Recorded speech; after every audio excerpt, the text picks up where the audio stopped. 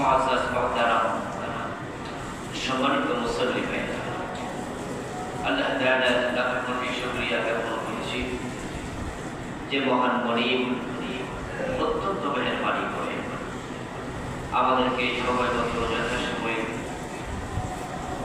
পবিত্র মসজিদে জুমার নামাজ পড়ার জন্য উপস্থিত হওয়ার তৌফিক দিলেন, যিনি আমাদেরকে সুস্থ রাখলেন।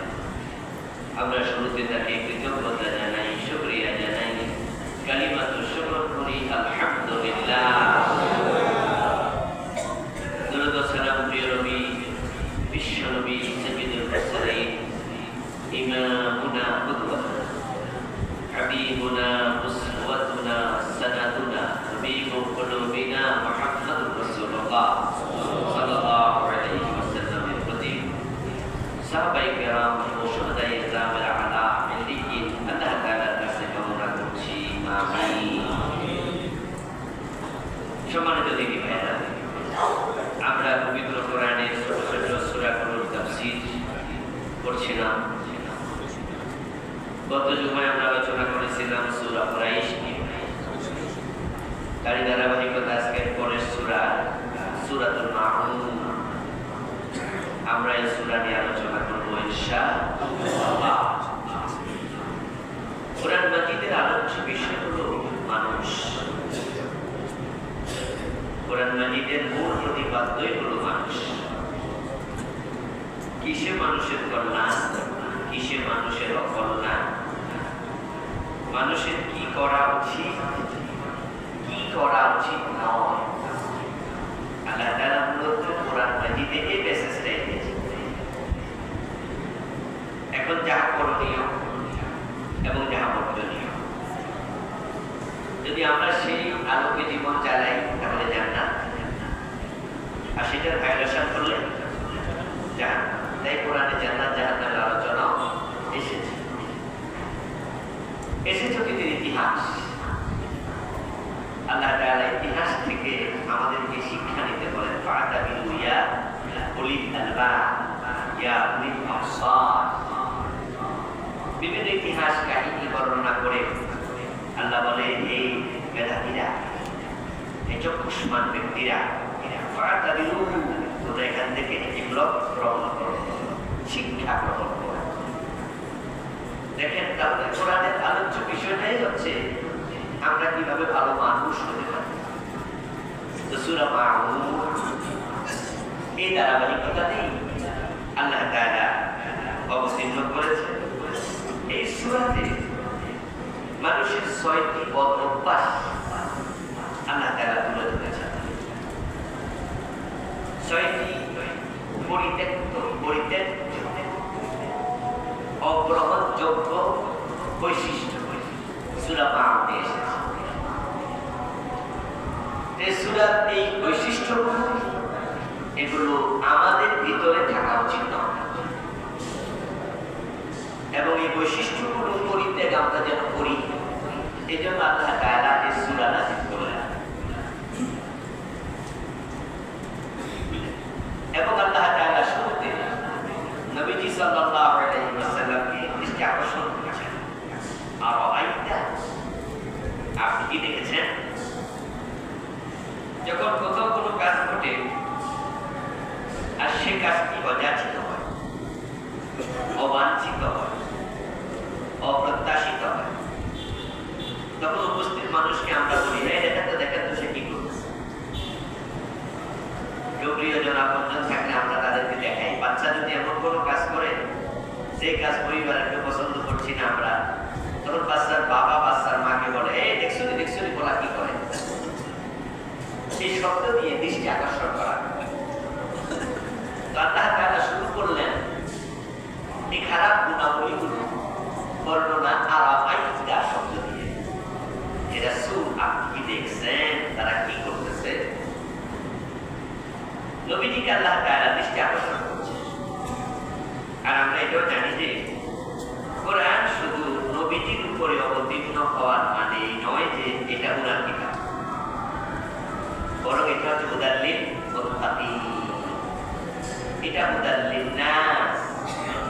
নাযিল হয়েছে উনার উপর, কিন্তু এটা মেনে চলবে বিশ্ব মানবতা। এটা বিশ্ব মানবতার কিতাব। আমরা যদিও বলি এটা মুসলিমদের কিতাব, এ বলাটা ঠিক নয়। আসলে ইসলাম শুধু মুসলিমদের ধর্ম নয়, ইসলাম সকল মানুষেরই ধর্ম। কোরআন শুধু মুসলিমদের কিতাব নয়, এটা বিশ্ব মানবতার কিতাব। আল্লাহ শুধু মুসলিমদের রব নন, তিনি সকল মানুষেরই রব। তো কোরআন এসেছে সকলের জন্যই, কিন্তু কিছু মানুষ আছে যারা কোরআন গ্রহণ করবে না। আমরা যারা মুসলিম, আমরা যে বলছি কোরআন আমাদের কিতাব, আপনারা একটু মেহরবানি করে জবাব দেন তো, আমরা কি পুরা কোরআনকে গ্রহণ করেছি? আমরা তো কোরআনের যেগুলো সুবিধা আছে সেগুলো আমরা নিচ্ছি, আর যেগুলো নিলে অসুবিধা আমরা নিই। কিছু মানুষ পাবেন যে মানুষগুলো কোরআন মোটেও নেয় না এবং ঘোষণা দিয়ে নেয় না, যেমন হিন্দু, বৌদ্ধ, ইহুদি, খ্রিস্টান। তাদের সাথে কোরআনের ন্যূনতম কোনো সম্পর্ক তারা রাখে না, তারা ঘোষণা দিয়ে রাখে। কোরআনের সাথে সম্পর্কহীনতার কারণে ওই মানুষগুলো কি জান্নাতি মানুষ? হিন্দু কি জান্নাতি? খ্রিস্টান কি জান্নাতি? ওই যে বললাম আমি শুরুতে, কোরআনের আলোচ্য বিষয় মানুষ। কিসে মানুষের কল্যাণ, কিসে মানুষের অকল্যাণ, কোনটা করলে পরে জান্নাত, কোনটা করলে জাহান্নাম, এটাই হলো কোরআনের আলোচ্য বিষয়। তো যারা ইহুদি, খ্রিস্টান, হিন্দু, বৌদ্ধ, তারা তো কোরআনের কাছে আসে না, এই জন্য তাদেরকে জান্নাতি মানুষ বলার কোনো সুযোগ নেই, তারা কোরআন নেই। এবার আমরা যারা কোরআন আল্লাহর কিতাব বিশ্বাস করি এবং এটা মুত্তাকিদের হেদায়াত নামা, এটা আমরা বিশ্বাস করি, কিন্তু এটা বিশ্বাস করার পরেও আমরা কোরআনকে নেই না, তাহলে আমরা জান্নাতি।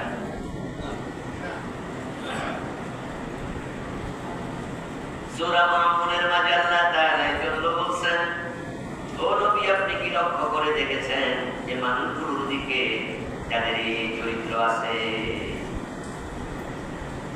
এই চরিত্রের মানুষগুলো ভালো মানুষ না। তবে এই চরিত্রগুলো কার কার আছে আল্লাহ বিশেষ শ্রেণী ভাগ করেন নাই, যে এটা হিন্দুদের, এটা খ্রিস্টানদের, এটা মুসলমানদের, এরকম চরিত্র বলেন নাই। তিনি ইজমালি ভাবে ৬টা চরিত্রের কথা বলেছেন। এই ৬ চরিত্র যার ভিতর থাকবে সে খারাপ মানুষ। যদি সেটা আমার ভিতরে থাকে আমিও দেই, আপনার ভিতরে থাকলে আপনিও দেন। কোরআনের আয়নায় নিজের চরিত্র দেখুন, কোরআনের আয়নায় নিজের আমল দেখুন। এই জন্য মাঝে মাঝে কোরআন হাদিসের সামনে যদি উপস্থাপন করতে হয়, ঘর থেকে বেরোয়ার সময় যেমন আয়নার সামনে একটু আমরা একটু দাঁড়াইয়া নিজের চুলটা ঠিক করি, নিজের টুপিটা ঠিক মতো লাগছে কিনা, একটু দেখি চেহারায় কোনো সমস্যা মেলা আছে কিনা, এটা দেখে আমরা সতর্ক হয়ে বের হই। নচেত মানুষ আমাকে দেখে হাসবে, মানুষ বলবে যে উনি কেমন মানুষ, চেহারা মাঝে ময়লা দিয়ে বের হয়েছে, চোখের কোনায় ময়লা লেগে আছে।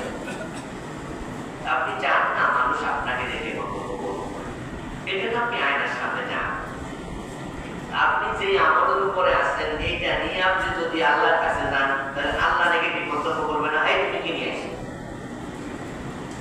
যে ফেরেশতা আপনার রূহ কবজ করার জন্য আসবে, সে ফেরেশতা আপনাকে যখন দেখবে যে আপনি সিফাতে রাসূলা, সিফাতে রাজিলা, সিফাতে মাতরুকা, এই নিকৃষ্ট সিফাতগুলোর উপরে আছেন, তো ফেরেশতাকে আপনার ব্যাপারে কোনো মন্তব্য করবে না।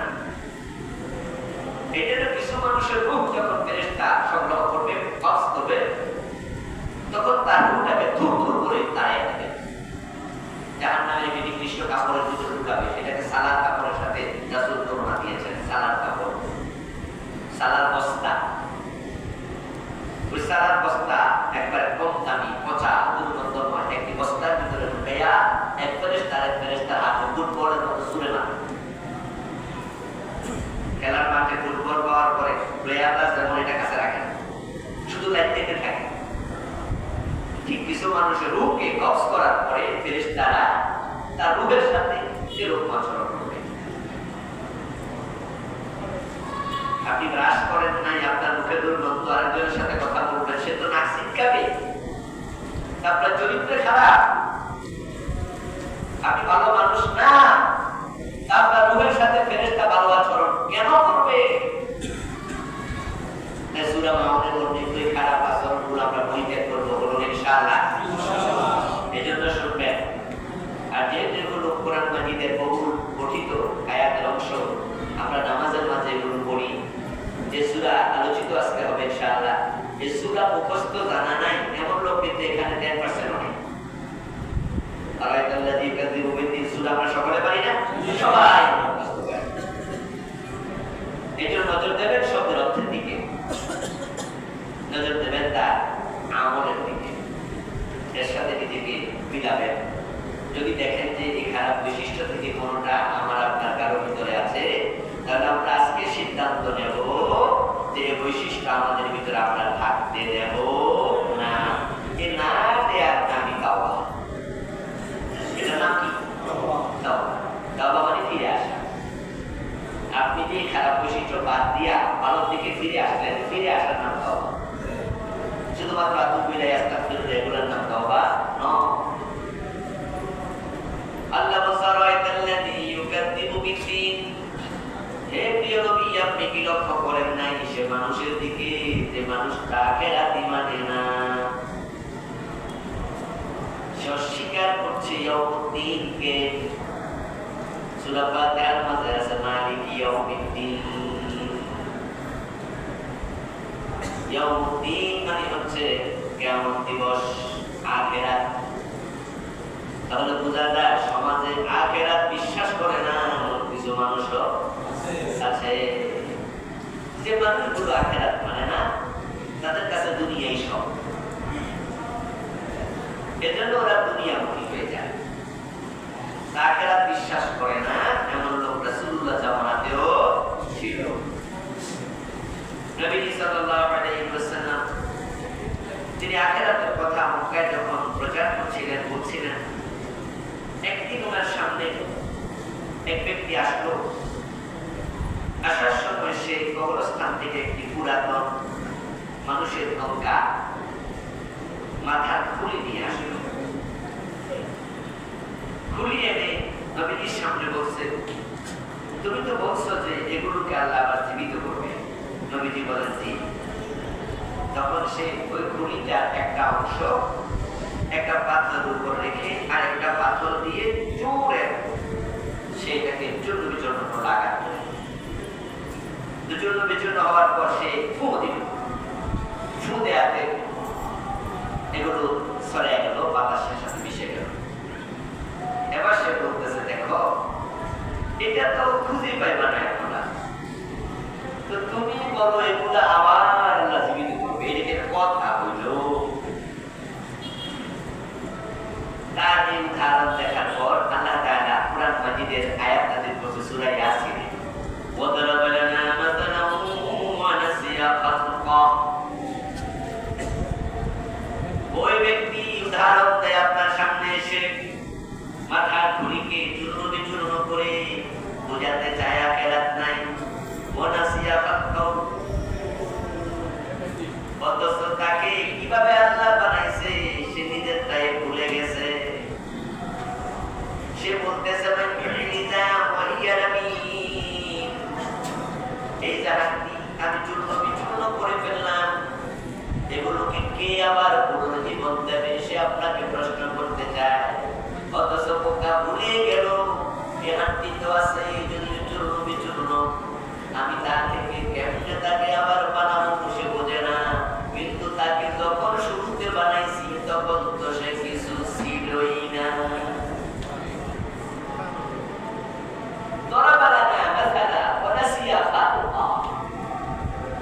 সে আমার কাছে আমার সৃষ্টি নিয়ে বুঝাতে চাই না কেমনে সম্ভব। তো ব্যাকরণ বোঝে না কেন, এগুলো তো হাঁটি আছে যদিও চূর্ণ বিচূর্ণ, কিন্তু হেরে যে বানাইছি তখন তো সে ছিলই না। তো আমি আল্লাহ যদি নাই থেকে বানাইতে পারি তাহলে হাঁটি থেকে আবার বানাইতে পারবো না? কোনো বিহে বুঝেই না। তাকে আপনি বুঝাই দেন। আখিরাত বিশ্বাস করে না এমন লোকটি বাংলাদেশে বর্তমানে পৃথিবীতে নাই?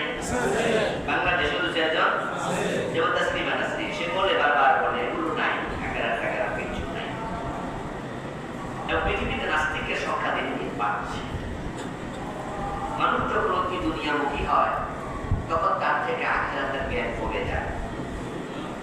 এই জন্য আমরা দুনিয়ামুখী হব, কিন্তু অতি নয়। রব্বানা আতিনা ফিদ দুনিয়া হাসানাহ, দুনিয়ামুখী হওয়া নাজায়েজ নয়। ওয়া ফিল আখিরাতি হাসানাহ, কিন্তু আখিরাতকে ভুলে নয়। মানে আখিরাতকে সামনে রেখে তারপরে এবার দুনিয়ার যতটুকু প্রয়োজন। আখিরাতকে অস্বীকার করে যারা, ওদের অধিকাংশ নাস্তিক হয়, যারা আল্লাহকে বিশ্বাস করে না।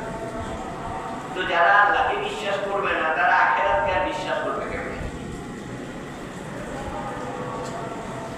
গত সেপ্টেম্বর মাসে শুরুর দিকে জাপানে গিয়েছিলাম, মাত্র 2 দিনের সফরে। আপনাদেরকে আরেকদিন মনে বলেছিলাম। আমি সেখানে গিয়ে জানলাম যে তাদের 52% মানুষ নাকি এখন নাস্তিক। এটা কিন্তু ভয়ঙ্কর একটি রেশি। বললো আগে আমি জানতাম যে জাপানিরা বুদ্ধিস্ট, চায়না এবং জাপান তারা বৌদ্ধ ধর্মের অনুসারী, কিন্তু ওখানে গিয়ে আমি দেখি যে ইবাদতের জায়গা নাই, মসজিদ না। বৌদ্ধদের যে পেগোডা, আমাদের কি বলে পেগোডাই তো বলে, পেগোডাও নাই। আমি জানতে চাইলাম যে ঘটনা কি। জাপানের ভিতরে এত ঘোরাঘুরি করছি, কিন্তু মসজিদের সংখ্যা কম, যেহেতু মুসলিম কম, কিন্তু ওরা তো বৌদ্ধিস্ট। তখন আমাকে বাংলাদেশি ভাইরা জানালো যে হুজুর এখন তারাও কর্ম মানে না, নাস্তিকের সংখ্যা দিন দিন লাফায়া লাফায়া বাড়তেছে। আমি বললাম কারণ, বলে অনেক কারণ আছে, তার মাঝে সবচেয়ে বড় কারণ তাদের ইবাদত করা, আল্লাহকে নিয়ে ভাবার সময় নাই। দ্বিতীয় বিশ্বযুদ্ধের পরে এটা স্ট্রয় হয়ে যাওয়া, এই দেশটাকে তারা আজকের এই পর্যায়ে এনেছে। তারা মনে করে এর পিছনে তাদের পরিশ্রম, তাদের চেষ্টা, সাধনাই মূল কারণ। তাই তারা সময়কে এত গুরুত্ব দেয় যে তাদের কাছে টাইম ইজ টাইম, এখানে কোনো এক্সকিউজ নাই।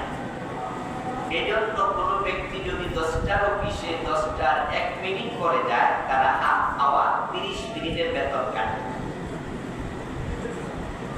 আপনাকে জিজ্ঞাসা করবে না যে আপনি 1 মিনিট পরে আসলেন কেন। মানে তারা বলে নো এক্সকিউজ, সময়ের ব্যাপারে কোনো কি নেই, কোনো রকমের কারণ দেখানো যাবে না। আপনার কি রাস্তা গাড়ি পাংচার হয়ে গেছিল, নাকি যানজট লাগছিল, না ট্রেন বিকল হয়েছিল, না ট্রেনটা দেরিতে আসছিল, বলে নো এক্সকিউজ, আমি জিজ্ঞাসা করবো না, তুমি দেরি করে লাগে। Next time. তো ওরা যখন এতটা বেশি সময় সচেতন হয়ে গেল, সময় সচেতন হওয়া ভালো, কিন্তু ওরা যেটা করছে সীমালঙ্ঘন না, মানুষের সমস্যা থাকে না, আপনাকে এক্সকিউজ তো বলতে দেওয়া উচিত। এবং সেটা যদি আপনি মনে করেন যে গ্রহণযোগ্য, তাহলে একটু ছাড় দেওয়া দরকার। আমরা তো মানুষ, আমরা তো নবল করি। কিন্তু ওরা করছে গুরুত্ব, দিচ্ছে গুরুত্ব, কিন্তু সীমা লঙ্ঘন করছে। বলতো তারা এতটাই কর্ম সচেতন যে আপনার চাকরি স্থলে যদি ফোন আসে, রিসিভ করা নিষেধ, যদি করেন তার খবর আসে আপনার বাবা মরছে, মা মরছে, আপনি টাইমের ভিতরে বাবা মা মরছে এটা বলে কোনো লাভ নাই। বলবে তুমি যদি যাও তাহলে আজকের দিনের বেতন নাই, আর যদি তুমি কাজ করে যাও তাহলে ডিউটি পরে যাও। বাবা বললে কি হচ্ছে তোমার? মানুষ না রকম, মানুষের তো হৃদয় আছে, হার্ট আছে, হার্টের মধ্যে সফটনেস, হার্ডনেস দুটাই থাকে। তো ওদের তো মনে হয় কি নাই, হৃদয়টাই বলে গেছে। এই জন্য তাদের ভালো গুণের মাঝে কিছু খারাপ গুণ আছে। জাপানিদের অনেক ভালো গুণ আছে, প্রশংসা করুন, নদীর প্রশংসা করুন, কিন্তু আজকে প্রশংসার জায়গা এখানে নয়। তাহলে এই যে তারা হার্টলেস হয়ে গেল, উন্নতি তারা করেছে, তবে তারা সময় এবং কাজকে তাদের প্রভুর আসনে বসিয়ে তারা ভাবছে উন্নতির পিছনে তাদের সময় সচেতনতা, কর্মে তাদের এই তৎপরতাই হলো মূল নিয়ামক। রব নামে একজন আছে, তিনি তাদের কোনো চিন্তাও নাই। তারা বলে আমি কাজ করি যে আমি উন্নতি হই, আমি কাজ করবো না আমার অবনতি হবে। তাই তারা এখন ইবাদতের সময় আর পায় না। দিন কি হয়ে যাচ্ছে? 52% হয়ে গেছে। দুনিয়ামুখী মানুষ যখন বেশি হয়ে যায়, আখিরাত মানুষ ভুলে যায়, তখনই যত সমস্যা।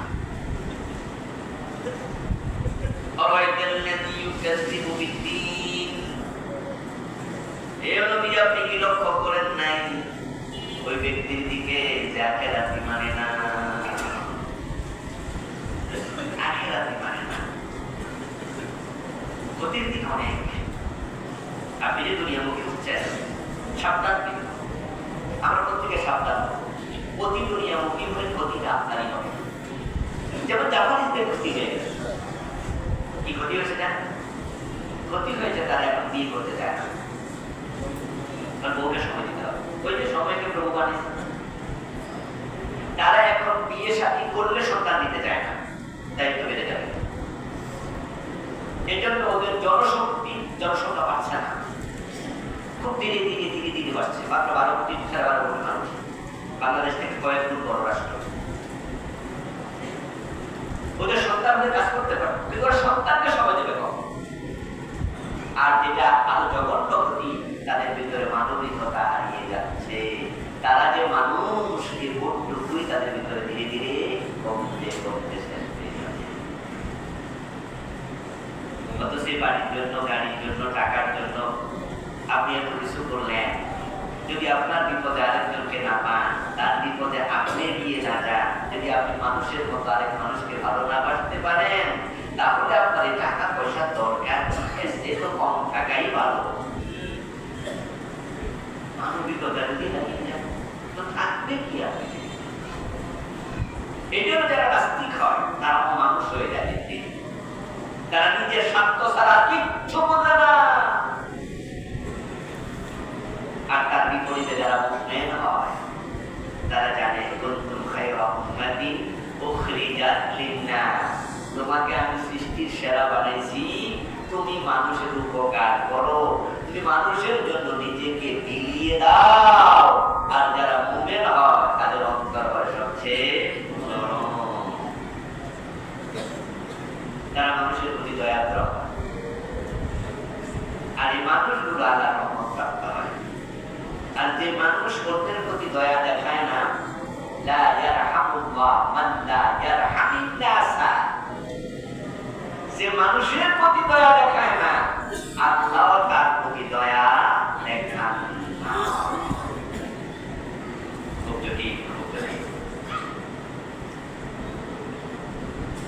আমি আরেকটা কথা আপনাদের প্রসঙ্গক্রমে বলি। দেখেন, রাস্তার পাশে গাড়ি দাঁড় করাইয়া এক বাসা খাইতে গেল, তো রাস্তার পাশে গাড়ি দাঁড় করালে ওদের সে গাড়ির কিন্তু যেখানে দাঁড় করাবেন সেখানে টাকা দিয়ে দাঁড় করাবেন।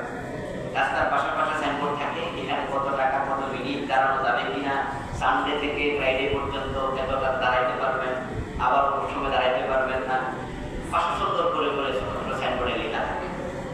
ওগুলো তো মানুষ গাড়ি পার্কিং করে। পার্কিং জোনে পার্কিং করে আমরা নামছি, পাশের পার্কিং যেতে যাব। তো নেমে চলে গেছি, ওখানে যে টাকা দিতে হয়, টাকা দিতে মনে নাই আমাদের যিনি মেহমানদার, পরে দৌড় মারো টাকা পুরাবো না হয় কি হবে। ওখানে আবার কিছু লোক আছে যারা এগুলো তদারকি করে, তারা একটা স্টিকার বসাই দেবে গাড়ির সামনে, এটা হচ্ছে জরিমানা।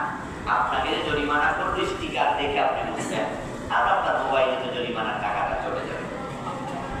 আমি তখন বললাম যে আচ্ছা, কি জরিমানা করবে, বড় অনেক টাকা জরিমানা করে দেবে। দৌড় মেরে গেল আর বলতেছে, যাইয়া যদি দেখে যার হাত স্টিকার সে এসে গেছে, সে যখন জরিমানার স্টিকারটা বসাবে, তখন আপনি গাড়িতে আছেন না নাই, আপনি সামনে দাঁড়ানো না পিছে দাঁড়ানো, এই ডাইনে বামে সামনে পিছে তাকাবে না, স্টিকার বসাবে। যদি আপনি তার কাছে যাই হাত জোর করে বলেন যে স্যার আমি তো হাসছি মাত্র, খেয়াল করি না, একটু দিচ্ছি তো, এমন রোবটিক আচরণ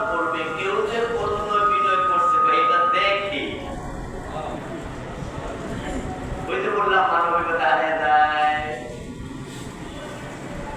বলবে যে সে দেখবেও না, তাকাবেও না, যে কে তার সামনে বলতেছে যে প্লিজ আমার একটু ছেড়ে দেন। আইন ভালো, কিন্তু এত শক্ত কিভাবে? দুনিয়ামুখী যখন মানুষ, এগুলো তার প্রমাণ আমি চোখে দেখলাম, আপনারাও দেখবেন। এই জন্য যারা দুনিয়া বিমুখ আখেরাত ভুলে যায়, তারা বাইরের সম্পদ পাইয়ে লুটে লুটে খায়, ওদেরটা খায়, নিজেরটাও খায়, আপন জনেরটাও খায়, আর মানুষেরটা তো খাবি, কারণ তাদেরও আখেরাতের চিন্তা মাথায়। ওরা ঘোষণা দিয়ে আখেরাতকে পরিত্যাগ করেছে, আর আমরা ঘোষণা না দিয়ে। বাপ মরছে 7 বছর, মা মরছে 5 বছর, বোনের হক দেয় না, বোন চাইলেও দেয় না। এমন মানুষ কি আমাদের সমাজে নাই? সব কি ওই জাপানের নাস্তিক, হিন্দু, বৌদ্ধ, খ্রিস্টান, হাদিসা নামাজি মানুষ, বোনেরটাও খায়, নিজেরটাও খায়, চাইলে দৌড়াইয়া দেয়, দাঁড়াইয়া দেয়, চোখ বড় করে তখন মানে। আখেরাতের চিন্তা মাথায় থাকলে আচরণ কি আপনি করতে পারতেন? হাদিসে আছে মান আকাদা শিবরাম মিনাল আরদি যুলমা ফাইন্নাহু ইউতাওয়াক্কুহু ইয়াওমাল কিয়ামাতি মিন 7 আরদিন। যে ব্যক্তি জুলুম করে অন্যের এক বিঘত জমি দখল করলো, নিজের কবজায় রেখে দিল, আল্লাহ তাআলা কিয়ামতের দিন সেটাকে 7 গুণ বড় করে তার গলায় ঝুলাইয়া দেবেন। তারাইতাল্লাযী ইউকাযযিবু বিদ্দীন। আপনি কি তাকে দেখেছেন যে আখেরাত স্বীকার করে? এখন আপনি যে কামটা করলেন, আখেরাত স্বীকার করলে কি এই কাম আপনি করতেন? আপনি আরেকজনের জন্য দখল রাখতেন, তার নিয়ত তাদের একজন থেকে গেলেন। মুখে বলছেন যে আখেরাত মানি, কিন্তু আখেরাতের ব্যাপারে আপনি ডেসপারেট। আপনি একবারই এ বিষয়ে বেপরোয়া। আপনি তাদের একজন, কেউ ঘোষণা দিয়ে করে, কেউ ঘোষণা সারা। তাহলে এটা হচ্ছে এই সূরা 6টি পথ গুণের একটা গুণ, যেটা হচ্ছে আখেরাতকে ভুলে যাওয়া, আখেরাতকে অস্বীকার করা। তাহলে বিপরীত গুণ হলো প্রতিটা কাজে কর্মে আখেরাতকে মাথায় রাখা। নবীজি বলছেন আল-কাইয়িসু মান দানা নাফসাহু ওয়া আমিলা লিমা বা'দাল মাউত। দুনিয়ায় সে সবচেয়ে চালাক মানুষ, সচেতন মানুষ, যে ব্যক্তি বুঝে শুনে আত্মসমালোচনা করে চলে এবং আখেরাতের চিন্তা মাথায় রেখে দুনিয়া আমল করে। আল-কাইয়িসু মান দানা নাফসাহু ওয়া আমিলা লিমা বা'দাল মাউত। আমিলা মানে কাজ করে। আমাদের কথা বলা এটা একটা কাজ না। যারা অ্যাডভোকেসি করে, তারা হাকিমের সামনে দাঁড়িয়ে কি করে? কথা বলে, মানে এই পেশাটাই কথা কয়। যারা মামলায় লড়ে, অ্যাডভোকেট, ব্যারিস্টার, তারা যে 5 মিনিট সময় পায়, 5 মিনিট সময় ফাইল হাতে নিয়ে অথবা ফাইল ছাড়া, তারা হাকিমকে সারাক্ষণ বুঝাতে চায় যে আমার ক্লায়েন্টই ঠিক। সে 15 মিনিট কথা বলে, 15 মিনিটে সে তার পক্ষে বলে, আর্গুমেন্ট পেশ করে। এর কথা বলা কি কাজ নয়? এটা কাজ না বলে এই কথা বলে আপনি তাকে টাকা দেন কেন? তার সাথে তো আপনার 5 লাখ টাকা চুক্তি হয়েছে, 10 লাখ টাকা চুক্তি হয়েছে, সে আপনাকে মামলা জিতে আনবে। তো জিতানো সিস্টেম কি হাকিমকে ফিরে 1000 টাকা বলবে রায় লিখে দাও? নো, আপনিও তাকে সে কথা বলবে, এই কথাটাই কাজ। আবার যে ড্রাইভিং করে, এর কাম কি কথা কোয়া না হাত দিয়া ঘুরানো? এটা কথা ছাড়া কাজ, সবগুলো কাজ। নবীজি বলছেন আমিলা লিমা বা'দাল মাউত। সচেতন মানুষ তো সে যে আমল করে পরবর্তী জীবনের কথা মাথায় রেখে, যে মরার পরে কি হবে। This is very important. আমরা তো নগদে বিশ্বাসী না, এখন কি হবে ভাই সেটা বলো, মরার পরে কি হবে এসব করে। নবী আপনি কি লক্ষ্য করেছেন যে এই চরিত্রের লোক তৈরি হয়েছে আপনার উম্মতের মাঝে? এখন ইউকাযযিবু বিদ্দীন, সে আখিরাতই ভুলে গেছে। নগদ যা পাও হাত পেতে নাও, বাকি খাতা শূন্যতা, দূরের বাদ্য কি লাভ হবে? মাঝখানে যে বেজায় ভাব, হ্যাঁ, দূরের বাদ্য শুনে কিনা মাঝখানে যে বেজায় ভাব, কবিতার আমার কাছাকাছি। কিছু মানুষ তৈরি হয়ে গেছে যে কোথায় আখেরা, কোথায় পরকাল, দেখা যাবে কি পরে, এখন যা পাও নগদ যা পাও হাত পেতে নাও, হালাল না হারাম। তুমি আড়াইতাল্লাহি সূরার অংশ হয়ে গেছে। এই জন্য আমরা কথা বলতে সাবধান, এটা আমল। কাজ করতে সাবধান, এটা আমল। চিন্তা করতে সাবধান, চিন্তাটাও কি يعلم خائنة الأعين وما تخفي الصدور। আল্লাহ বলে তুমি অন্তরে কি গোপন রাখছো, কি চিন্তা করছো, আল্লাহ সেটাও জানেন। তোমার চোখ কোথায় কোন খেয়ানত করছে আল্লাহ সেটা জানেন। এবং তুমি কামে প্রকাশ করো নাই, কর্মে এখনো রূপ দেও নাই, কিন্তু মনে মনে কি ভাবতেছো আল্লাহ সেটাও জানেন। এজন্য চিন্তা করতে সাবধান, কারণ ক্ষতির চিন্তা মাথায় আসবে, সাথে সাথে অন্তর থেকে সরিয়ে দিতে হবে। কোন ব্যক্তির ব্যাপারে খারাপ কোন চিন্তা আসবে, কোন কাজের ব্যাপারে আসবে, ভাববেন যে আপনি যা মনে মনে ভাবছেন এটা আপনার কাছে থাকে না, এটা কার কাছে চলে গেছে। আল্লাহ বলে আমি সেটা দেখি, আমি জানি তুমি কি ভাবছো।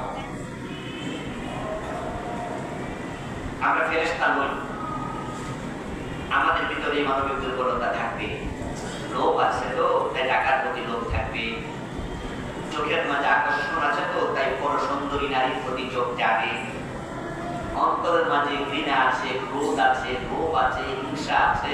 এগুলোর কারণে অন্তর মাঝে মাঝে অন্যের উপরে জুলম করার জন্য উত্তেজিত হবে। কিন্তু রাসূল বলছে ওই ব্যক্তি তো সচেতন যে তখন সে ব্যক্তি এগুলো ইগনোর করবে। তাই যাদের এই জাতীয় অভ্যাস আছে, হালাল হারাম ভুলে গেছেন, মনের রাস্তা তাই কামাচ্ছেন, পরের হক দখল করে রাখছেন, আখেরাত ভুলে গেছেন, তাদের সংশোধন হওয়া দরকার আছে তো। তাহলে ওয়াজ কাজে লাগবে, সূরা মাউনের ওয়াজ কাজে লাগবে। কার কি প্রবলেম আছে আপনি জানেন, আপনারটা আমি জানি না, আমারটা আপনি জানেন। এরপর আল্লাহ বলছেন যে প্রথম গুণ গেল আরাইতাল্লাযী ইউকাযযিবু বিদ্দীন ফাযালিকাল্লাযী ইয়াদউল ইয়াতীম।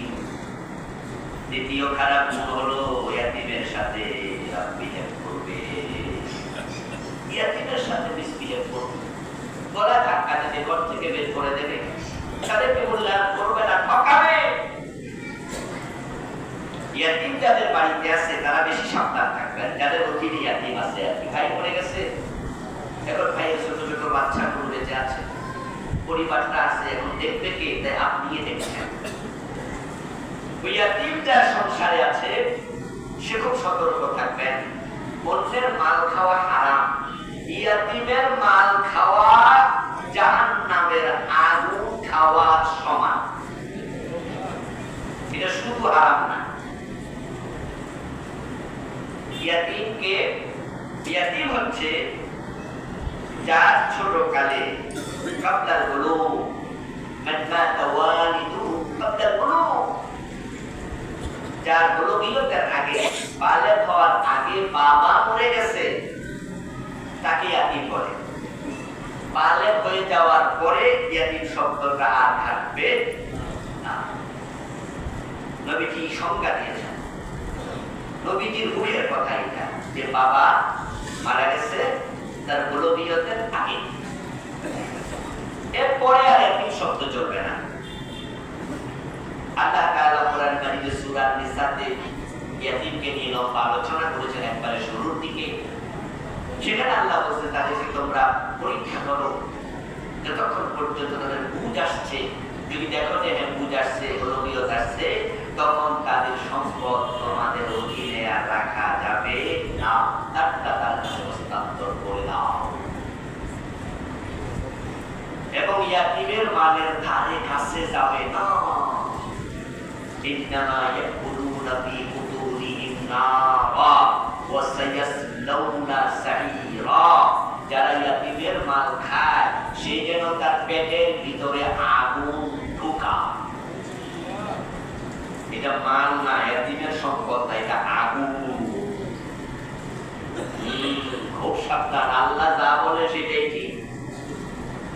মেজবাতির শলাকার ভিতরে যে বারুদ আছে, ওই বারুদের ভিতরে আগুন আছে না? দেখা যায় নাকি? চোখের কাছে নিলে পাইবেন বুঝা আগুন কিন্তু আছে, আপনি দেখছেন না। জায়গা মতো মশা মারেন তাহলে আপনি টের পাবেন যে আগুন যে বের হচ্ছে। আপনি যা দেখেন না তাই ঠিক, ব্যাপারটা তা না। আপনি আমি কত কিছুই দেখি না, আবার কত কিছু দেখি সেটাও ঠিক না। সূর্য দেখা যায় ফুটবলের মতো এত বড়, বিজ্ঞান বলে এত বড় না, এটা মসজিদের সমান বড়, ঠিক না? পৃথিবীর তুলনায় 13 লক্ষ গুণ বড়। কিভাবে আপনি দেখলেন কি আর বাস্তবে? এই জন্য চোখকে বিশ্বাস করবেন সব জায়গায় তা না। কিছু কিছু জায়গায় চোখকেও বিশ্বাস করেন, সত্যকে মেনে নিয়েন। একজন সাহাবীর সামনে এক ব্যক্তি মাল নিয়ে গেল, চুরি করতে, একজনের মাল থেকে নিয়ে গেল। একজনের মাল থেকে সে কিছু যখন নিল, তখন যে সাহাবী সেখানে দাঁড়ানো ছিলেন তিনি বুঝেছেন যে এই মাল তো তার না, উনি জানেন না এটা জোসের মাল। তিনি সাথে সাথে বললেন, এই তুমি এটা কি করবে, তুমি তার মাল নিলে কেন? ওই লোক সাথে সাথে বলে, আল্লাহর কসম আমি নেই নাই। ওই সাহাবী কই কি বলল, আমি নিজে দেখলাম এমনি। এখন সে কার নাম কসম করলো? এবার তিনি বলতেছে, আল্লাহর নামে যদি কসম করো, আমার চোখের দেখার চেয়ে আল্লাহর সম্মান বেশি, মেনে নিলাম। তুমি ঠিক, আমি বলতেছি।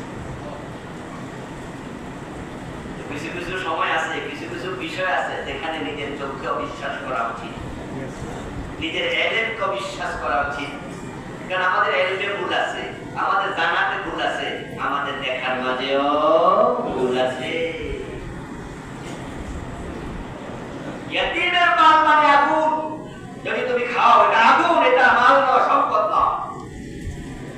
আর যদি ইয়াতীমকে ধাক্কা দাও, সরাইয়া দাও, দূরে সরাইয়া দাও, আরে আল্লাহ তাআলা তার রাসূল মুহাম্মদ সাল্লাল্লাহু আলাইহি ওয়াসাল্লামকে বলছে, আমি আপনাকে ইয়াতীম অবস্থায় পেয়েছিলাম। আলম ইয়াজিদকা ইয়াতীমান ফাআওয়া, নাকি ঠিক আছে? তিনি আল্লাহ কি আপনাকে ইয়াতীম অবস্থায় পান নাই? আপনার জন্মের আগে তো বাবা নাই। সুতরাং ফাআম্মাল ইয়াতীমা ফালা তাকহার ওয়া আম্মাস সাইলা ফালা তাতহার। নবী আপনাকে আমি শিখাচ্ছি, ইয়াতীমের প্রতি কখনো কঠোর হবেন না। ইয়াতীমদের সাথে আচরণ হবে সবচেয়ে বেশি মোলায়েম, এবং এটা আপনার জন্য অনেক কল্যাণের বাহন হবে, কারণ হবে। নবীজি বলেছেন, যে ব্যক্তি ইয়াতীমের মাথায় হাত বুলাইয়া দেয়, তার হাতের নিচ দিয়ে যতগুলো চুল যাবে প্রতিটার বিনিময়ে তার আমলনামায় লিখে দিতে হবে। বিকুল্লি শাআরাতিন হাসানাত, শাআরাতুন বছর হাসানাত বছর, চুল যাবে একটা, নেকি হবে অগণিত। এবং নবী হাদিসে বলেছেন, ওকে ফিলুল ইয়াতীমি কাহাতাইনি ফিল জান্নাহ, সে ইয়াতীমের লালন পালন করবে, তার সাথে ভালো ব্যবহার করবে, আমি নবী এবং সে আল্লাহ তাকে পাশাপাশি জান্নাত দেবে। এবার আমার পাশে জান্নাত দেবে, কাহাতাইনি ফিল জান্নাহ। এই জন্য ইয়াতীমদের প্রতি সদয় হবেন। আপনার ভাই মরে গেছে, যে আপনার তার সন্তান ইয়াতীম, আপনি মরে গেলে আপনার সন্তানও ইয়াতীম। ইয়াতীমদেরকে দেখে নাক ছিটকাবেন না, কারণ আপনার সন্তান ইয়াতীম হতো, এক সেকেন্ডও লাগবো না, আপনি বললেও তারা ইয়াতীম। এই জন্য আল্লাহ কিছু মানুষকে দুনিয়া থেকে নিয়ে আর কিছু মানুষকে পরীক্ষায় ফেলে দেয়। দুনিয়া হওয়া পরীক্ষা, গরিব হওয়া কি বেঁচে থাকাও পরীক্ষা, মরে যাওয়াও কি পরীক্ষা। আমাদের জীবনটাই হচ্ছে পরীক্ষা। পাস করলে জান্নাত, ফেল করলে প্রতিটা কাজে, প্রতিটা কথায় পরীক্ষা। আরাআইতাল্লাযী ইউকাযযিবু বিদ্দীন ফাযালিকাল্লাযী ইয়াদউল ইয়াতীম। তাহলে নবী, সমাজের মাঝে কিছু মানুষ এমন আছে, আপনি কি দেখেন নাই, যারা ইয়াতীমের গলায় ধাক্কা দেয়, ইয়াতীমের সাথে খারাপ ব্যবহার করে। আল্লাহ তাদের ব্যাপারে আমাদেরকে নির্দেশনা দিচ্ছেন, নবীকে দিচ্ছেন, তাদের মতো হইও না। সুতরাং আমাদের যাদের আত্মীয় স্বজনের মাঝে, নিজের লোকের মাঝে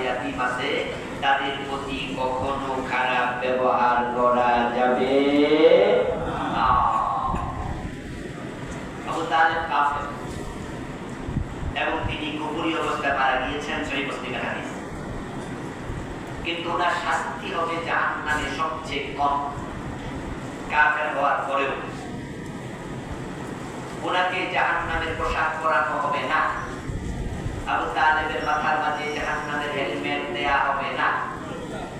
নবীজি বলেছেন আহওয়ানু আযাবিন নারি ইয়াওমা আযাবিন নারি আবু তালিব ওয়া হুয়া মুনতাইলুন বিনালাইহি ইয়াবলি মিনহুমা দামাহু। শুধুমাত্র জাহান্নামের আগুন দিয়ে বানানো দুটি চটি জুতা, দুটি স্যান্ডেল আবু তালেবের পায়ের তলায় রেখে দেওয়া হবে। শরীরের অন্য জায়গায় আযাব দেয়া হবে না। তবে জাহান্নামের স্যান্ডেল তো রাসূল ওই দুইটা রূপটা ওই মাথার মগজ বলতে থাকবে, চিনতে থাকবে নাউযুবিল্লাহ। আর যাদের পুরা বডিতে জাহান্নামের পোশাক পরানো হবে, মাথায় জাহান্নামের হেলমেট বসায় দেবে, আগুনের হেলমেট। তো আবু তালেব সবচেয়ে কম শাস্তি পাবেন, কারণ ইয়াতীম ভাতিজা নবী মুহাম্মদের প্রতি তার ভালোবাসা ছিল অনেক। তাহলে রাসূল সাল্লাল্লাহু আলাইহি ওয়াসাল্লামকে ভালোবাসাতে তিনি ইয়াতীম ছিলেন, ওনার নবুয়তের কাজে হেল্প করেছেন, অথচ সে মুশরিক। তাহলে ইয়াতীমের প্রতি ভালোবাসা যদি মুশরিকও দেখায় তারও কিছু ফায়দা আছে। আর আমরা তো মুমিন, এটা তো ইয়াতীমের প্রতি ভালোবাসা দেখাবেন। ইয়াতীমখানা আছে, দেখবেন বাড়ির পাশে ইয়াতীমখানা আছে, মাদ্রাসা আছে।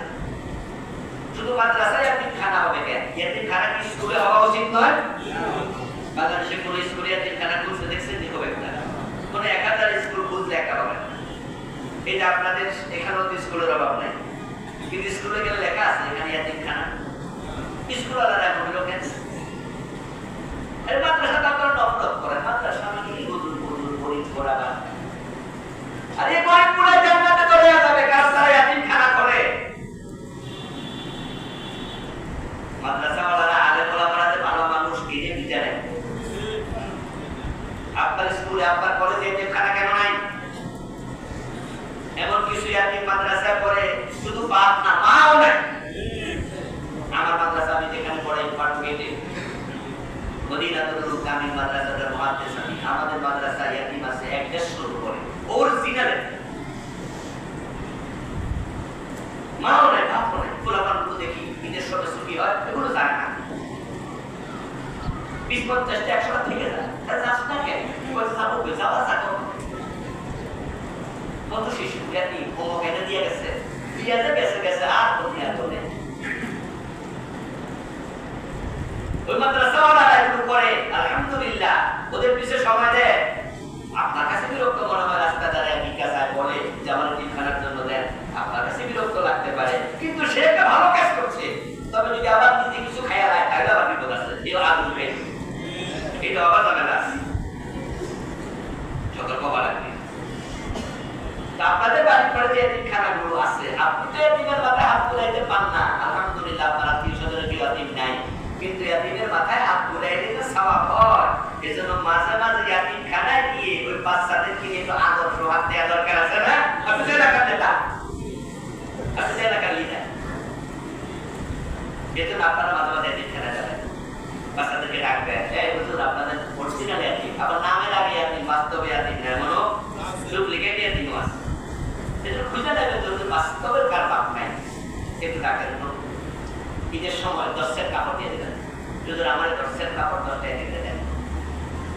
ওই এতিমদেরকে মাঝে মাঝে বাড়িতে খাওয়াবেন, দাওয়াত দিয়ে নিয়ে আসবেন। হুজুর আপনার মাদ্রাসা থেকে উঠছি না, 20 জন এতিম নিয়ে আমার বাসায় লাখ 200 আসবেন, গাড়ি ভাড়া দিয়ে দেবেন। ওদেরকে খাওয়াবেন, ওদেরকে ভালোবাসবেন। আর যদি সুযোগ পান, এমনও পেয়েছি আমি, আমাকে বলেছে আমি দিতে পারিনি, যে হুজুর আমাকে একজন ইয়াতীম দেন, তার লেখাপড়ার খরচ সবটা আমি দিতে থাকবো, তাওরা পর্যন্ত। এক ভদ্রলোক ব্যবসায়ী আমাকে বলেছে, পরে আমি আমার প্রিন্সিপালের কাছে হস্তান্তর করছি, আপনি দেন, আমি দিতে পারিনি। তাহলে আপনার যদি সুযোগ থাকে ইয়াতীমের দায়িত্ব নেবেন, রাসূল বলে আমি আর ইয়াতীমের দায়িত্ব পালনকারী পাশাপাশি জান্নাতে থাকবো। فذلك الذي يدعو اليتيم ولا يحض على طعام المسكين ولا يحض على طعام المسكين হলো, আপনি কি লক্ষ্য করে দেখেছেন নবী, ও প্রিয় নবী, আরাইতা, এমন কিছু মানুষ আছে যারা গরিবদের খাবার দিতে চায় না, মিসকিনকে খাবার দিতে চায়। খাবার পয়সা যাবে, দাও দেবে না, গরিব এসে চায়, দেয় না, ফিরে দেয়। ও নবী, আপনি কি লক্ষ্য করে দেখেছেন যে তারা যাকাতও দেয় না? আরে সাদাকা দিলে সওয়াব, না দিলে গুনাহ নাই, কিন্তু যাকাত না দিলে গুনাহ আছে না? ও নবী, আপনি দেখবেন যে যাকাতও দেয় না। এই যে মিসকিনদের যাকাত কার হক? কথা বলে না কেন লোকেরা? গরিবের হক না, মিসকিনের হক না? যে আমার সামনে যারা আছে সবাই যাকাত দেন, তা আপনিও তো একজন। এই খারাপ মানুষের আপনি একজন। যারা শুধু থেকে আলোচনা শুনতেন তারা বুঝতেছেন আমি কাদের কথা। 6 ধরনের মানুষরা মাউলে আল্লাহ বছরা ভালো মানুষ না। খারাপ মানুষ কোথায়? সাইনবোর্ড দিয়ে বুঝবেন, নিজেকে খোঁজেন। যারা যাকাত দেন না, আমার সামনে আছেন, আজকে আলোচনা শুনছেন, আপনি যাকাত দেন না, আপনি খারাপ মানুষ। আল্লাহ আপনাকে ভালো মানুষের তালিকা রাখে নাই।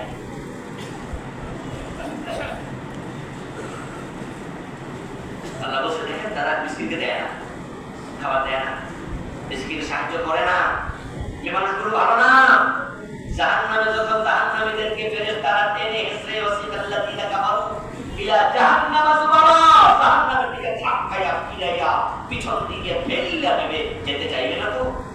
সেই ফেরেশতারা একবারে গরুকে যেমন রশি দিয়ে কাকায় আনে, এরকম আল্লাহ বলে কোরআন, ওয়াসিকাল্লাযীনা কাফারু ইলা জাহান্নামা যুমারা, জাহান্নামের দিকে ফেরেশতারা ধাক্কায়া দেবে। যখন জাহান্নামের সামনে নিয়ে যাবে, জাহান্নামের ফেরেশতা যারা আছে আলাইহা আশার, জাহান্নামের ফেরেশতা আছে 19 জন দারোগা। ওই জাহান্নামের দারোগারা ওই জাহান্নামে কি বলবে? মা সালাকাকুম ফি সাকার, ক্বাল লাম নাকু মিনাল মুসাল্লিন ওয়া লাম নাকু নুতিমুল মিসকিন। জাহান্নামের ফেরেশতারা বলবে, কেন আসছো এখানে? এটা তো বড় জঘন্য জায়গা, কেন আসলা? মা সালাকাকুম ফি সাকার, কে তোমাদেরকে জাহান্নামে নিয়ে আসলো, কেন আসলে? তখন জাহান্নামীরা জবাব দেবে, আমরা দুনিয়া নামাজ পড়ি নাই এবং গরিব মিসকিনকে খাবার দেই নাই। লাম নাকু মিনাল মুসাল্লিন, আমরা নামাজই ছিলাম না। মাশাআল্লাহ, কি খুশি আপনারা এখানে, খুব খুশি হওয়ার কথা যে যাক আমি না, আমরা তো না। কিন্তু নিজের ঘরে পোলা বেনামাজি এমন 2-4 জন আছেন, নিজের বউ বেনামাজি, নিজের মেয়ে বেনামাজি, তাহলে আপনি খুশি হওয়ার কি কারণ আছে? আপনি নামাজি দিয়া কি লাভ? নামাজ তো একা না, নামাজ পরিবারকেও পড়াতে হয়। কোরআনের আয়াত, আল্লাহ বলছে নামাজের ব্যাপারে পরিবারকে আদেশ করো, এই শব্দ বলছে আগে, ওয়াস্তাবির আলাইহা, নিজে নামাজ পড়ো, এটা বলেছে পরে। আল্লাহ শব্দে বিদায় বুঝতে যে নামাজের ব্যাপারটা ওয়া'মুরু আহলাকা বিস-সালাতি ওয়াস্তাবির আলাইহা। আর তুমি নামাজি হইছো ঠিক আছে, পরিবার তোমার সন্তানদের কি খবর? এই জন্য যাদের পরিবারের লোকেরা নামাজ পড়ে না, আপনি জাহান্নামের সাথে বসবাস করছেন। নবীজি বলছে যে ইচ্ছা করে নামাজ ছেড়ে দিল ফাকাত কাফারা, মান তারাকা সালাতান মুতাআম্মিদান ফাকাত কাফারা। ইচ্ছা করে নামাজ ছাড়লো, কুফরি করলো, যে শিরক করে তাকে বলে মুশরিক, যে ঈমান আনে তাকে বলে মুমিন, যে কুফর করে তাকে বলে কাফির। তার করে কাফের। আপনি কাফেরের সাথে বসবাস করছেন। এই জন্য নামাজি নিজে হবেন শুধু তা নয়, নিজের পরিবারের প্রতিটা সদস্য নামাজি হবে। বয়স যখন 7, নামাজের প্রশিক্ষণ দাও, নামাজের অর্ডার করো। বয়স যখন 10, নামাজ না পড়লে প্রয়োজনে পিটাও, শাসন করো। আমার ঘরে বেনামাজি থাকতে পারবে না। আর যারা খাওয়াবে না গরিবদেরকে, তারা বলবে যে আমরা টাকা দেই নাই, আমরা গরিবদেরকে খাওয়াই নাই, এজন্য ফেরেশতারা টাইমটা জাহান্নামে নিয়ে আসে। তাহলে মিসকিনদেরকে যাকাত, সাদাকা, দান সাদাকা করবেন। ওয়ালা ইয়াহুদ্দু আলা তুআমিল মিসকিন, যারা কৃপণ, বখিল, তাদের কথা বলা হলো। এরপরে ফাওয়াইলুল লিল মুসাল্লিন আল্লাযীনা হুম আন সালাতিহিম সাহুন। পরবর্তী প্রতি ব্যক্তি হলো যে ব্যক্তি নামাজের ব্যাপারে গাফেল। জুমায় আছে ওয়াক্তিয়া নাই, ওয়াক্তিয়া আছে এক ওয়াক্তে, যোহরে আছে আসরে নাই, আসরে আছে মাগরিবে নাই। মসজিদে মুসল্লি আলহামদুলিল্লাহ তলা আমাদের পড়ে গেছে, পাঁচ তলা যখন আমরা করবো পাঁচ তলা করে যাবে।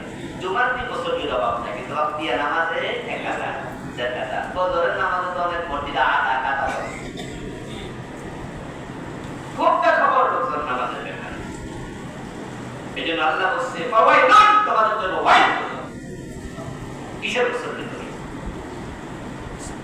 আল ওয়াইল ওয়াদি ফি জাহান্নাম ইয়াবিহি আল কাফির ওয়া রাইনা খালিফাত ফাকশা ইয়াবলাকা কাওয়া। রাওয়াহু তিরমিজি। নবীজি বলছে ওয়াইল হচ্ছে জাহান্নামের একটি গর্ত, উপত্যকা, যেখানে জাহান্নামীকে ফেলে দিলে তলায় দিতে 40 বছর লাগে। এত বড় গর্তে ফেলা হবে ওই নামাজি যারা সাহু কাফের। নামাজে কি বলে সেটা নেই না, নামাজের সাথে জীবনের মিল নাই, এটা কাফের। নামাজে বলছে এসে ওয়ালা তুকুমান্না বজুকা আল্লাহুম্মা ইয়্যাকা না'বুদু ওয়া লাকা নুসাল্লি। বিতিরের নামাজে দাঁড়ায়া হাত বেঁধে তার নাভি বরাবর অথবা বুকে, তারপরে পবিত্র জায়গায় পবিত্র অবস্থায় বলে ওয়ালা তুকুমান্না বজুকা, আল্লাহ যারা পাপিষ্ঠ সম্প্রদায় তাদের সাথে আমার সম্পর্ক নাই। অথচ এই লোকটা নিজে জালেম থেকে ভোট দেন, ওই পাপির পক্ষে মিছিল দেন, ওই পাপির সাপোর্টার তারা টাকা দেন। যে এমপি হইয়া মানুষ ফাঁসিতে ঝুলা দেবে মামলা দিয়ে, যে এমপি হইয়া আপনার সাপোর্ট পেয়ে দেশের টাকা কানাডায় পাঠিয়ে বেগম পাড়া বানাইয়া দেশের ব্যাংকে পুতুল বানাইয়া দেবে, যে এমপি হবে মন্ত্রী হবে আপনার সাপোর্টে মেম্বার হবে চেয়ারম্যান হবে, তার পক্ষে মিছিল দিলেন, তাকে আপনি এগিয়ে দিলেন, তাকে টাকা দিয়ে সাহায্য করলেন, আর আপনি আমার সামনে বলছেন ওয়ালা তুরুকু মান্না তুরুকা, পাপির সাথে আপনি নাই, আপনি একটা বিদ্যুৎ প্রতারক ছাড়া কিছু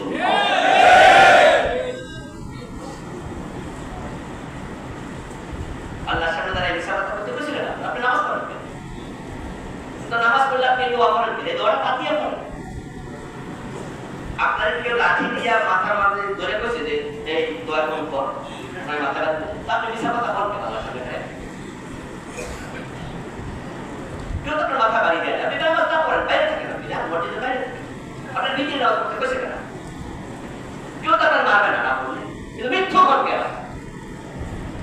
আর যেহেতু আপনি বললেন যে না নামাজ না পড়া উপায় না, করতে হবে, তাহলে মিথ্যা কথা ছাড়তে হবে। কথা কি বোঝেন আমার? নামাজ ছেড়ে দিতে কইছি, আবার ওটুকু মানুষের কাছে কইলে বিধি না কথা না বলছি। যেহেতু নামাজ ছাড়া যাবে না, মিথ্যা ছাড়তে হবে, দুইটা একসাথে চলবে না ভাই। এজন্য কত নামাজি যে আল্লাহ জাহান্নামে ফেলে দেবে তাও ওয়াইদ তো নিজের বলতে পারছে। فويل للمصلين الذين هم عن صلاتهم ساهون الذين هم يراءون। 5 নাম্বার খারাপ স্বভাব হলো যারা লোক দেখানো ইবাদত করে, লোক দেখানো নামাজ পড়ে। নামাজ পড়ে কেন? মানুষ দেখে। আমি শুনছি নির্বাচনের সময় নাকি কোনো এমপি 2 বারও জোরে নামাজ পড়ে। আমি জানি না সত্যি একজন কইছে, আমি তো ওই করব, কারণ এই এলাকায় জোরে নামাজ পড়ছে, ওই এলাকার লোকেরা তো জানে না এখানে হলো 100 একটা নামাজ, তাড়াতাড়ি যে টাকা ধরে পাশের মসজিদে চল, একটা নিয়ে আমি করবো, মানুষ বুঝবে আমিও কি করছি। সিজনাল মানুষকে দেখানোর জন্য দান করে, এমন দান ঠিক আছে না? একবার শুনেছি আমি যে উনি টাকা দেয় নাই, কতবার টাকা দেয় নাই, কথা করছিল 1 লাখ টাকা, কত টাকা দেবে? আমি জিজ্ঞেস করলাম কেন টাকা দেয় নাই? ওর নামের আগে নাকি তানবীর বলে নেই। ঘোষণা করছিল তখন নামের আগে কি হয় নাই, টাকা দিব না। আমি যে এত টাকা দিব দান দিল কইবা না, এত টাকা হবে না। মানুষকে দেখানোর জন্য আমল করো মুসলমান। খারাপ মানুষ আল্লাহ বলে 6 জন খারাপ মানুষ, 6 গুণের মানুষ খারাপ, অন্যকে দেখাতে যে নামাজ পড়ে ইবাদত করে, এটা মুনাফিকের আলামত। ওয়ায়ামনাউনাল মাউন। আলোচনা শেষ করছি।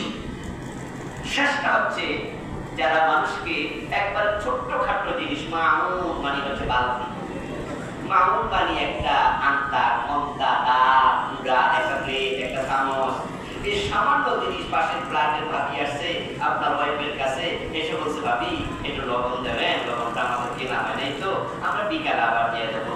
আর আপনি বললেন যে না না ভাবি লবণ আমাদের বাসাতেও নেই। এমন কিছু লোক আছে না? আল্লাহ বলে খারাপ মানুষ। শুরু এবং শেষ খুব মিল থাকে সূরা। চমৎকার। কিন্তু যারা আখিরাত বিশ্বাস করে না, আমি বলি তারা রোবট হয়ে যায়, তারা ভালো মানুষ আর থাকে না, নিজের স্বার্থ ছাড়া কিছু আর বোঝে না।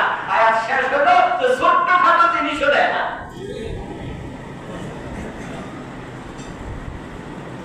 আপনাকে ওই বিব্রত রহিতে আসিনি, কেউ অপরি পড়ে সকলের ধরে সকলে আমরা প্রত্যেকে আমরা পড়ে রই। জানি না কোন কবি লিখেছে, তবে এটাই হচ্ছে কোরআনের ভাষ্য। তো খায়রা উম্মাহ উখরিজাত লিন-নাস।